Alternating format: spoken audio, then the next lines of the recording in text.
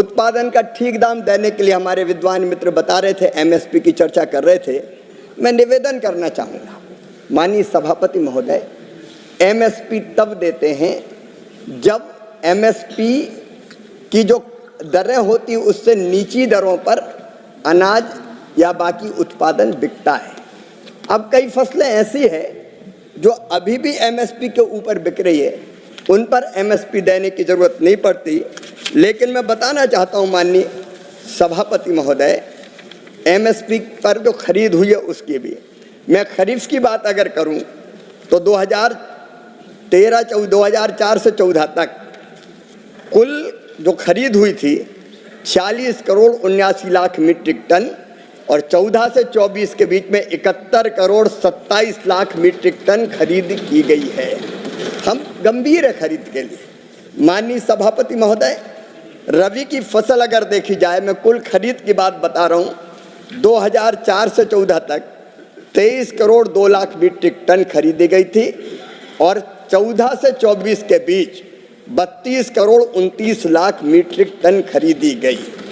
अगर राशि के रूप में देखा जाए माननीय सभापति महोदय, जो सरकार की मंशा को स्पष्ट करता है, किसानों को भुगतान की गई एमएसपी की राशि 2004 से 14 के बीच थी 4,44,000 करोड़ और 14-24 के बीच बढ़ के हो गई 12,51,000 करोड़ रुपया।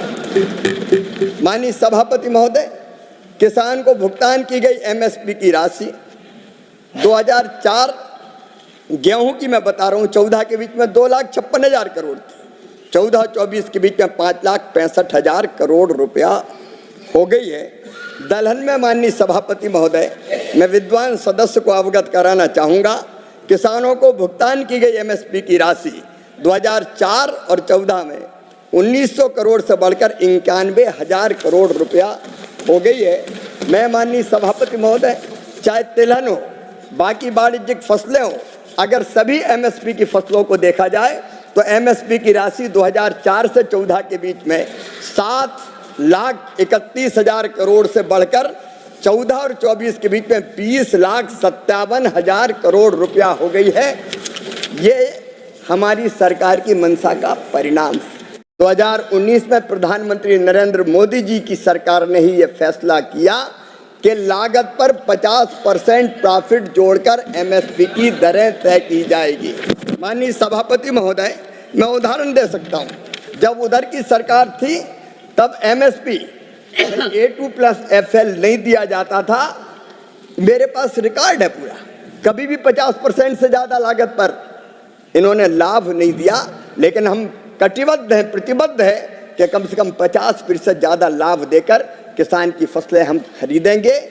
मैं माननीय सदस्य को आश्वस्त करना चाहता हूं, किसान का कल्याण हमारी प्रतिबद्धता है। लगातार एमएसपी बढ़ाने का काम अगर वो चाहें तो मैं पूरा रिकॉर्ड उपलब्ध करा सकता हूं, आंकड़े दे सकता हूं।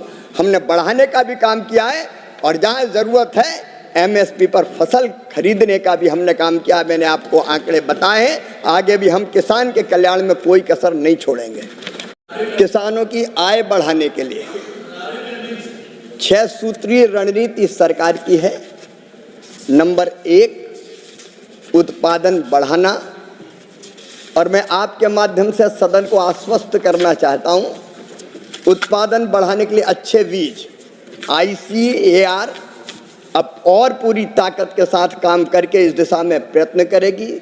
सूक्ष्म सिंचाई की व्यवस्था हो या फर्टिलाइजर को सब्सिडी पर देने का मामला हो, मैं विस्तार में नहीं जा रहा। उत्पादन की लागत कम करना, उसका प्रयत्न भी भारत सरकार ने प्रधानमंत्री नरेंद्र मोदी जी के नेतृत्व में सदैव किया है। आप जानते हैं, किसान क्रेडिट कार्ड के माध्यम से कम ब्याज की दरों पर उसको ऋण देने का सवाल हो। माननीय सभापति महोदय, कृषि भारतीय अर्थव्यवस्था की रीढ़ है और किसान उसकी आत्मा। प्रधानमंत्री नरेंद्र मोदी जी के नेतृत्व में सरकार लगातार प्रतिबद्ध है किसानों को लाभकारी मूल्य देने के लिए। माननीय सभापति महोदय, सबसे पहले तो मैं कहना चाहूँगा कि 2015 में इस मंत्रालय का नाम कृषि और किसान कल्याण मंत्रालय रखा गया। इसके पहले किसान कल्याण का कोई संबंध ही नहीं था। बजट आवंटन में अभूतपूर्व वृद्धि हुई है।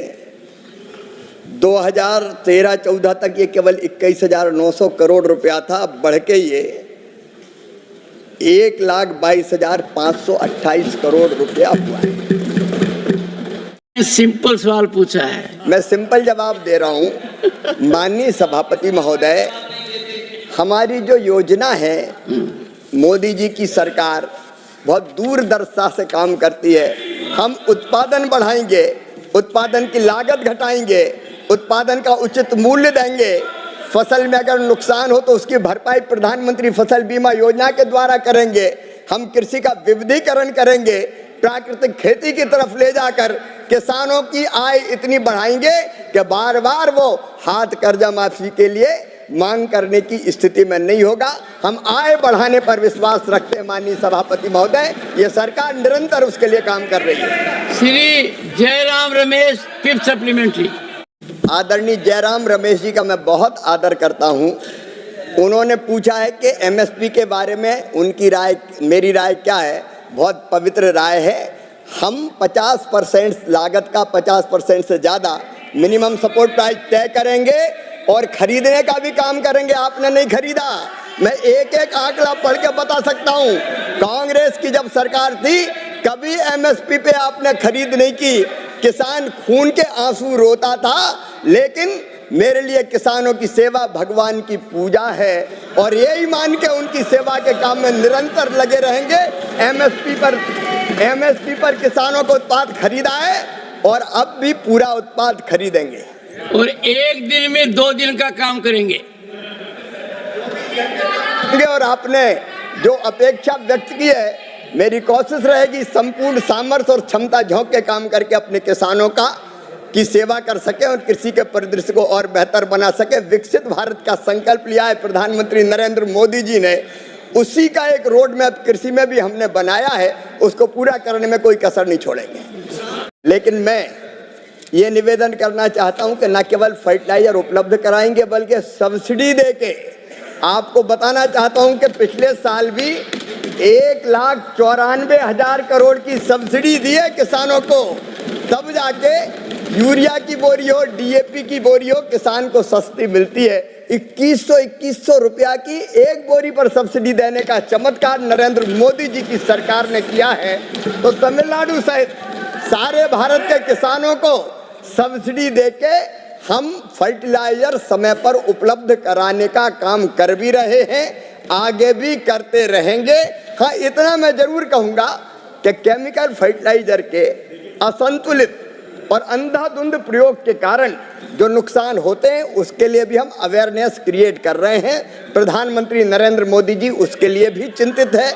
इसलिए जैविक खेती और प्राकृतिक खेती की तरफ भी हम ध्यान दे रहे हैं। लेकिन फिर मैं पूरी जिम्मेदारी के साथ कहना चाहूँगा, किसानों को सब्सिडी के साथ पूरा खाद देने में ये सरकार ने ना तो कोताही की है, ना आगे करेगी। पर्याप्त मात्रा में खाद उपलब्ध कराया जाएगा।